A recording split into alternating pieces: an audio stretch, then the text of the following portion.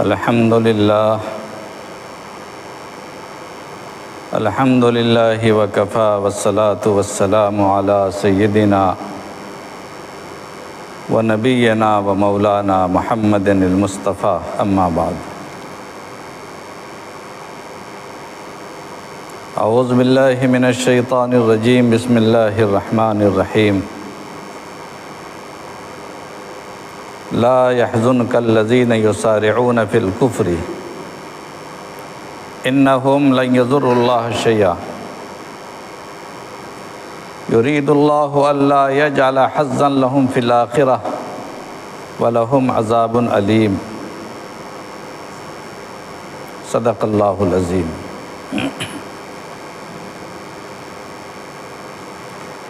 محترم بزرگوں اور بھائیوں،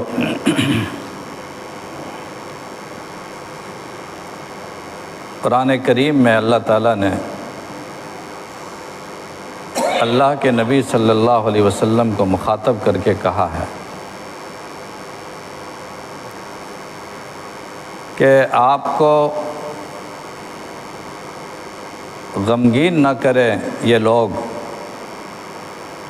جو کفر میں بڑھ چڑھ کر حصہ لے رہے ہیں، وہ لوگ آپ کو غمگین نہ کریں، فکر مند نہ کریں، پریشان نہ کریں۔ یہ اللہ کا کچھ نہیں بگاڑ سکتے۔ اصل میں اللہ تعالیٰ نے ان کے لیے آخرت کا حصہ ہی نہیں رکھا ہے، آخرت میں ان کے لیے بڑا دردناک عذاب ہے۔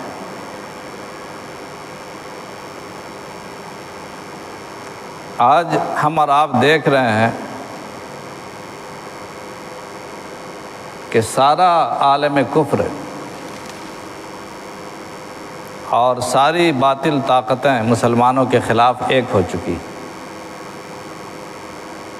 جبکہ سب اپنے اپنے الگ الگ نظریے کے ماننے والے لوگ ہیں، الگ الگ مذہب کے ماننے والے لوگ ہیں، الگ الگ فکر، الگ الگ ملکوں کے لوگ ہیں، لیکن مسلمانوں کے خلاف ایک ہے۔ ایک زمانے تک یہودیوں نے عیسائیوں کی مخالفت کی، عیسائیوں نے یہودیوں کی مخالفت کی۔ ایک زمانے تک ایک دوسرے کے درمیان جنگیں چلی۔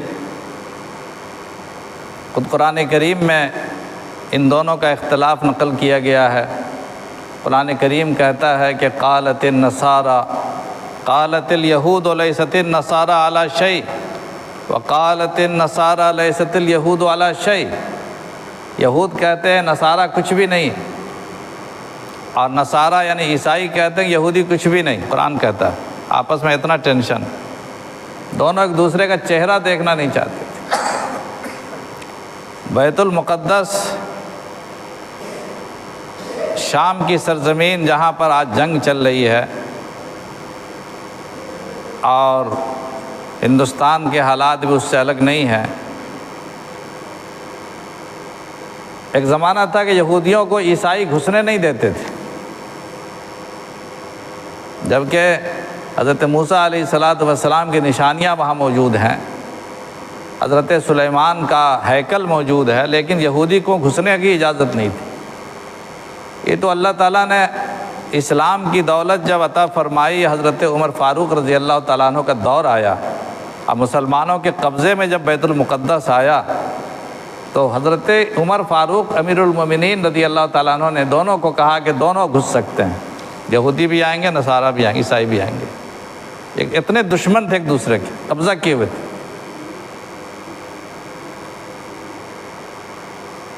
ہندوستان میں بھی وہی حال، بھانت بھانت کے لوگ ہیں، یہ سارے یہ ہمارے جو برادران وطن ہے ہندو قوم، ہزاروں بتوں کو پوجنے والے، ہزاروں خداؤں کو ماننے والے لوگ ہیں، سارے کے سارے کہ ایک خدا نہیں ہے، ہر علاقے کا الگ خدا ہے، الگ معبود ہے، الگ دیوتا ہے، ہزاروں دیوی دیوتاؤں کو ماننے والے لوگ ہیں یہ، اور ان میں اتنا زیادہ اونچ نیچ ہے، اتنا فرق ہے خاندان ذات برادری میں کہ کتنی برادریوں کو مندر میں جانے کی اجازت نہیں، مندر بنائیے لیکن مندر میں وہ جا نہیں سکتے، بڑے سے چاہے کتنے پوسٹ پر آپ پہنچ جائیں، سیاسی طور پر یا دولت کے لحاظ سے آپ چاہے کتنے ہی بلند ہو جائیں، لیکن ان کے یہاں اس قدر اونچ نیچ ہے کہ مندر میں یا تعلیم گاہوں میں یا اس طرح کی چیزوں میں بعض ایسے مقامات ہیں جہاں پر ان کو بعض برادریوں کو، خاندانوں کو جانے کا الاؤ نہیں ہے۔ شودر آج تک اس پر یہ لوگ عمل کرتے ہیں، یعنی اتنا ڈیفرنٹ ہے ان کے درمیان آپس میں، دھرم کی وجہ سے، فکر کی وجہ سے، اپنے اپنے دیوی دیوتاؤں کی بنا پر کروڑوں خداؤں کے پوجنے والے لوگ ہیں۔ خانہ کعبہ میں 360 بت رکھے ہوئے تھے، مگر یہ سارے کے سارے جو الگ الگ تھے، الگ الگ ٹکڑیاں اور ٹولیاں، دنیا کے احاطے میں دیکھیے، دنیا کے عالمی سطح پر دیکھیے یا ہندوستان کی سطح پر، اپنے ملک کی سطح پر، مسلمانوں کے خلاف سب ایک ہو گئے ہیں، ان میں سارے اختلافات ختم ہو چکے ہیں۔ کوئی نہیں کہتا کہ تم یہ ہو، تم شودر ہو، تم فلاں ہو، تم فلانی ذات ہو، کچھ نہیں، ان کا اختلاف ختم ہو چکا ہے، اور اسلام اور مسلمانوں کو مٹانے کے لیے سب کے سب متفق ہو گئے ہیں۔ حضور اکرم علیہ الصلاۃ والسلام نے جو پیشین گوئی کی تھی، حرف بحرف اللہ کے نبی صلی اللہ علیہ وسلم کی زبان رسالت سے سچی نظر آ رہی، سامنے نظر آ رہی۔ حضور اکرم علیہ الصلاۃ والسلام نے فرمایا تھا، مثال دی تھی کہ تمہاری مثال دسترخوان کے نوالے، دسترخوان کے کھانے کی ہوگی۔ دسترخوان پہ جو کھانا بچھاتے ہیں، دسترخوان بچھا کے کھانا رکھتے ہیں اور مہمانوں کو بلاتے ہیں کہ آئیے صاحب تشریف لائیے، تو ہر مہمان الگ الگ خاندان کا ہے، الگ الگ علاقے کا ہے، الگ الگ برادری کا ہے، الگ الگ گھر کا ہے، لیکن سب کو بلایا جاتا، کھاؤ، کھانے میں سب شریک ہیں۔ فرمایا اللہ کے نبی صلی اللہ علیہ وسلم نے تمہاری مثال اسی دسترخوان کے نوالے کی ہوگی، دسترخوان کے پیالے کی ہوگی۔ قومیں ایک دوسرے کو بلائیں گی کہ آؤ اس پیالے کو کھا جائیں، ختم کر دیں، سب کے سب ایک ہو جائیں گے اور تم اکیلے پڑ جاؤ گے۔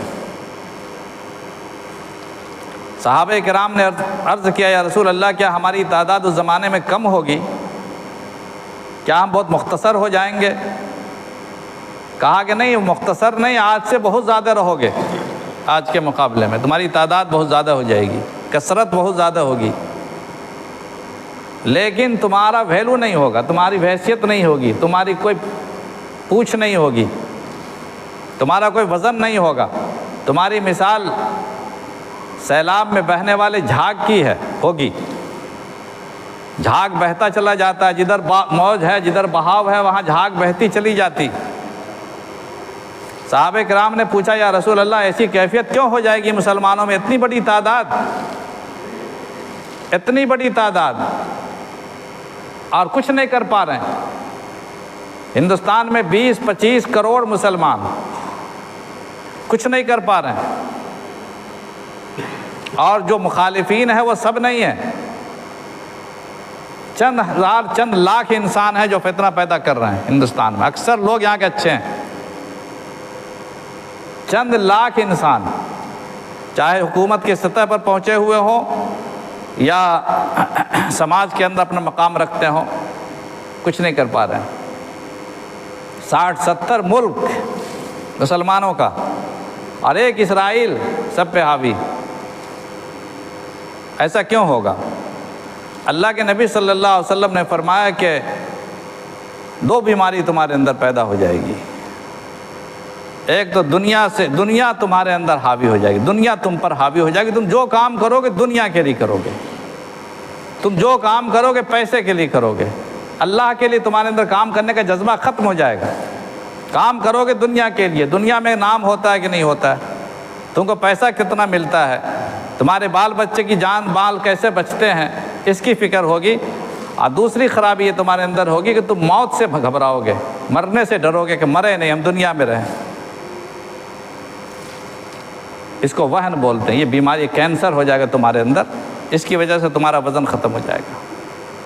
تو دنیا کی ساری طاقتیں اپنی الگ الگ امتیازات اور الگ الگ ان کی پہچان رکھنے کے باوجود مسلمانوں کے خلاف اس قلعے کو مسمار کرنے کے لیے غزہ کو مٹانے کے لیے ہندوستان کی تمام مسجدوں اور تمام اوقاف اور تمام عبادت گاہوں کو ہڑپ کرنے کے لیے ایک ہو چکی، جن کو ہم نے ووٹ دے دے کر کے جتایا، جن کو ہم نے پھول کے ہار پہنائے، جن کو ہم نے گلدستہ دیا، جن کو ہم نے سمجھا تھا کہ یہ سیکولر ہیں، یہ جمہوری اقدار اور روایات اس ملک کے آئین کے مطابق کام کرنے والے لوگ ہیں، آج وہ ملک کے آئین کے خلاف کام کر رہے ہیں، ایک ایسے بل کا حمایت کر رہے ہیں جو بل کے مسلمانوں کے لیے نہیں، اس ملک کے لیے نقصان دہ ہے۔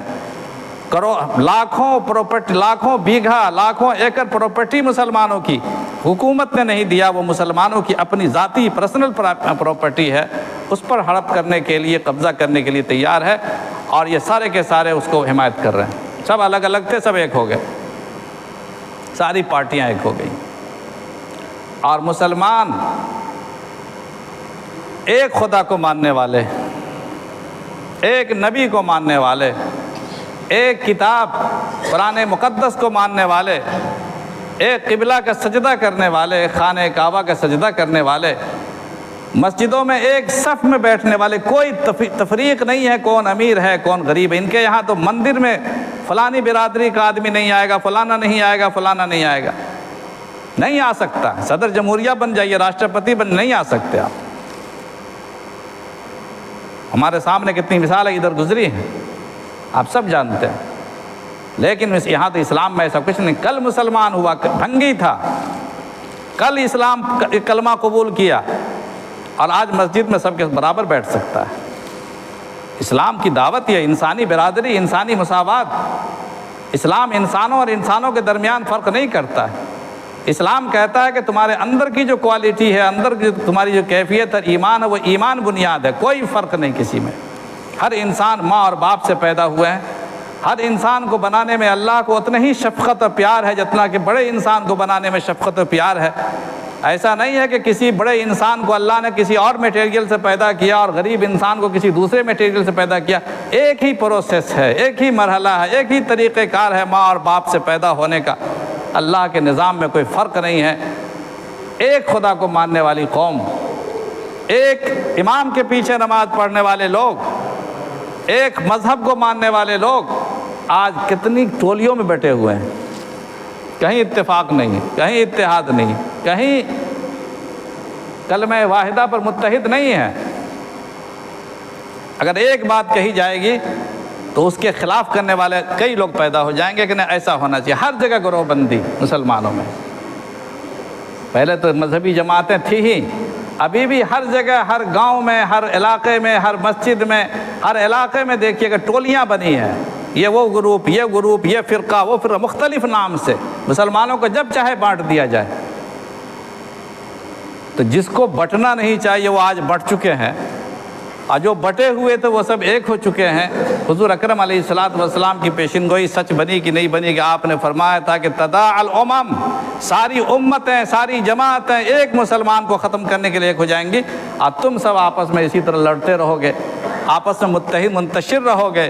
متحد ہو تو بدل ڈالو زمانے کا نظام، منتشر ہو تو مرو شور مچاتے کیا ہو۔ دنیا نے ہمیں خراب کر دیا ہے۔ اللہ کا ایمان اور اللہ کا تقوی اور اللہ کا ڈر ختم ہو چکا۔ جس کا مذہب سب سے زیادہ سچا تھا، ایک ایک چیز سچی ہے، ہمیں یقین ہے، اس سچائی پر ہمیں یقین نہیں۔ اور جن کے یہاں سب روایات ہیں، خرافات ہیں، ان کا اپنا عقیدہ ہے، لیکن کوئی اس کا ثبوت نہیں، کوئی سند نہیں، ان کے پیغمبر نے وہ بات کہی کہ نہیں کہی، کوئی آسمانی پیغمبر آیا کہ نہیں آیا، ان کے اپنے خیالات ہیں، اس پر ان کو اتنا یقین ہے۔ تو اصل انسان جو دنیا کو فتح کرتا ہے یقین کی طاقت سے کرتا ہے، سچے مذہب کی بنیاد پر کسی کو فتح نہیں ملتی۔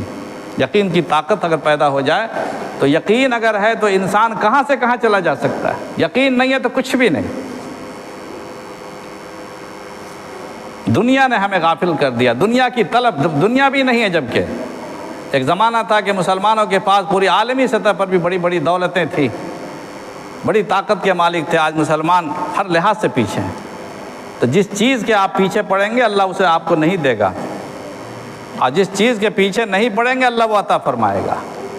دنیا کی طلب نے ہمیں ذلیل کیا، اور ہم دنیا کی طلب میں خوار ہوئے، اپنی طاقت کو ہم نے کمزور کیا، اور اپنے قائدین کو اور اپنے علماء کو ہم نے ذلیل کیا۔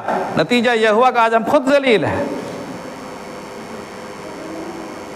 رسول اکرم علیہ السلام کی ایک حدیث ہے، سرکار دو عالم صلی اللہ علیہ وسلم نے ممبر پہ کھڑے ہو کے فرمایا تھا کہ قیامت اس وقت تک نہیں آئے گی جب تک کہ تم اپنے اماموں کو، اپنے علماء کو قتل نہیں کرنے لگو گے۔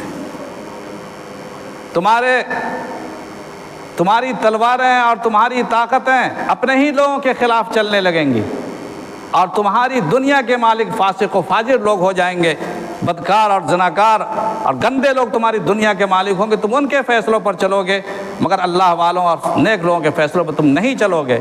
تو جب اللہ والوں کے فیصلوں پر نہیں چلو گے تو اللہ کی نصرت کہاں سے نازل ہوگی؟ اللہ کی مدد کہاں سے نازل ہوگی؟ دنیا نے ہمیں اتنا اندھا کر دیا ہے کہ ہم نے اللہ کو بھلایا، اللہ کے رسول کو بھلایا۔ آج دیکھ ایک ایک چیز چلی جا رہی، ہمیں اندر بیداری نہیں ہے، ہمیں احساس نہیں ہے۔ افسوس اس بات کا ہے کہ ہمیں نقصان کا احساس بھی نہیں ہے۔ وائے ناکامی متائے کارواں جاتا رہا، کارواں کے دل سے احساس زیاں جاتا رہا۔ یہ جو قانون بنا ہے ان کا، اس قانون کی روشنی میں کتنی مسجدیں مسمار کی جائیں گی، کتنے قبرستان پہ قبضہ کیا جائے گا۔ وہ قانون بن چکا مستقل۔ قربانیاں دینے والے لوگ قربانیاں دے رہے ہیں، کوششیں کرنے والے کوششیں کر رہے ہیں، بھوک سے، دھوپ سے، پریشانیوں سے، ہر طرح اس کی مخالفت کرنے والوں نے کی ہے، لیکن اب وہ قانون بن چکا ہے۔ یہ قانون بننے کے بعد کیا حالات پیدا ہوں گے، ہماری کتنی مسجدوں پہ قبضہ کیا جائے گا اور کتنی چیزیں ہماری برباد کی جائے گی، آپ تصور نہیں کر سکتے ہیں۔ یہ کہتے ہیں متنازع تو خود ہر جگہ بناتے ہیں یہ لوگ۔ متنازع ان کا کام ہی ہے، متنازع بنانا، ہر جگہ جھگڑا ڈالنا۔ بابری مسجد میں جھگڑا پیدا کیا، پھر قبضہ کیا، متھرا کی عیدگاہ میں جھگڑا پیدا کیا، بنارس کی مسجد میں ساری صدیوں سے لوگ نماز پڑھ رہے ہیں۔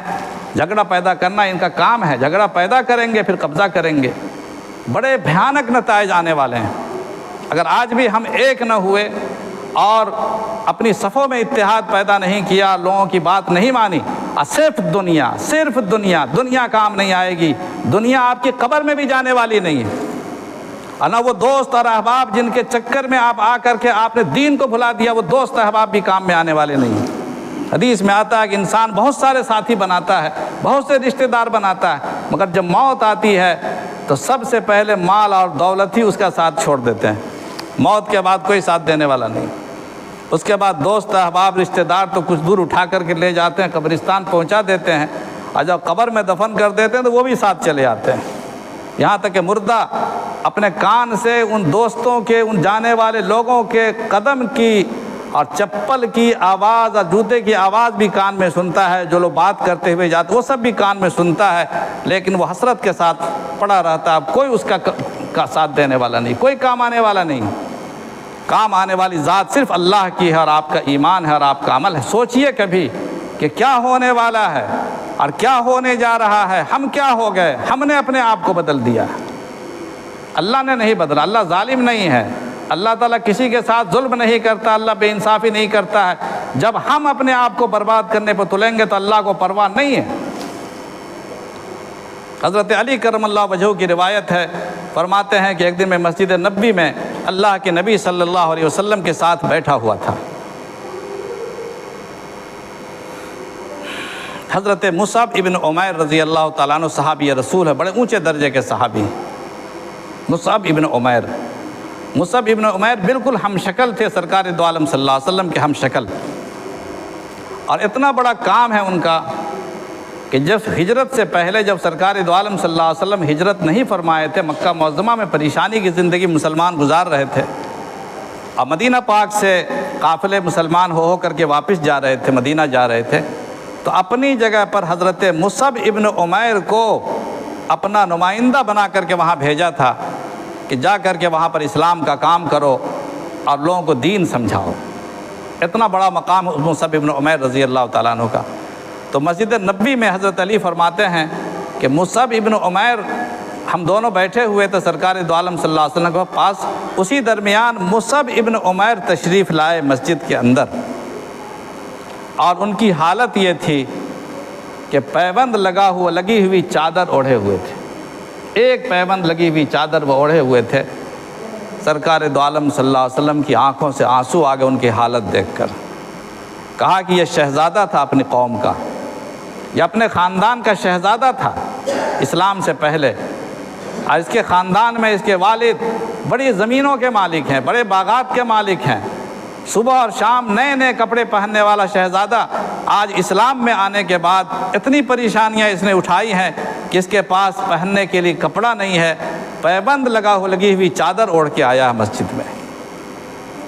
اور پھر حضرت مصعب بن عمیر بیٹھ گئے تو سرکار دو عالم صلی اللہ علیہ وسلم نے وہاں پر ارشاد فرمایا کہ میں دیکھ رہا ہوں وہ وقت، ایک وقت آئے گا کہ تم صبح اور شام کپڑے بدلو گے، اللہ اتنی وسعت دے دے گا ہمارے بھائیوں کو، ہمارے ساتھیوں کو، میری امت کو، تم صبح الگ کپڑا پہنو گے، شام کو دوسرا کپڑا پہنو گے، ایسی سہولت ہو جائے گی۔ دسترخوان جب بچھے گا، دسترخوان پر 9 بنوں کا کھانا آئے گا، اور فرمایا کہ تمہارے مکانات آج جھوپڑوں میں ہیں، کل اتنی شاندار بلڈنگیں تم بناؤ گے اور اس کو کپڑوں سے اور پردوں سے اس طرح گھیرو گے جیسے خانہ کعبہ کو چھپایا جاتا ہے پردوں میں، تم اپنے مکانات کو بھی پردوں سے تم گھیرو گے۔ صحابہ خوش ہو گئے کہ وہ دن تو بہت مسرت کا دن ہوگا، بڑی خوشی کا دن ہوگا، ہم لوگ بڑے آرام سے اللہ اللہ کریں گے۔ حضور اکرم علیہ الصلوۃ نے فرمایا کہ نہیں، اس دن کے مقابلے میں تم آج بہتر ہو، وہ دن تمہارے لیے بہتر نہیں ہوگا۔ دولت آ جائے گی، پیسہ آ جائے گا، مال آ جائے گا، مکان بن جائے گا، اندر کا ایمان کمزور ہو جائے گا۔ آج تم بہتر ہو۔ ہمیں اپنے آپ کا جائزہ لینا چاہیے، کوشش کرنی چاہیے اللہ سے تعلق قائم کریں۔ اگر ہم نے اللہ سے تعلق قائم نہیں کیا تو خدا کی قسم کوئی ہمیں بچا نہیں سکتا ہے، اور اگر اللہ سے ہم نے تعلق قائم کر لیا تبھی آپ کو آیت کریمہ ہم نے سنائی۔ اللہ فرماتا ہے کہ لا يحزنك الذين يسارعون في الكفر، اے نبی آپ کو یہ لوگ پریشان ہو رہے ہیں، غمگین ہو رہے ہیں، یہ لوگ کفر میں مسارعت کر رہے ہیں، جلدی بازی کر رہے ہیں، ایک سے ایک بل لا رہے ہیں، ایک سے ایک قانون بنا رہے ہیں، ایک سے ایک یعنی ان کی پارٹیوں کی میٹنگیں ہو رہی ہیں، بمباری ہو رئی ہے۔ لا يحزنك الذين يسارعون في الكفر، جو کفر کے اندر آگے بڑھ بڑھ کے پیش قدمی کر رہے ہیں وہ آپ کو غمزدہ نہ کریں۔ فَإِنَّهُمْ لَا يَضُرُّ اللَّهَ شَيْئًا، یہ اللہ کا کچھ نہیں بگاڑ سکتے۔ یقین ہمیں اللہ تعالیٰ پیدا فرما دے، اپنے حالات کا جائزہ لیں۔ اللہ تعالیٰ مجھے کہنے سے زیادہ اور سننے سے زیادہ عمل کی توفیق عطا فرمائے۔ وآخر دعوانا ان الحمد للہ رب العالمین۔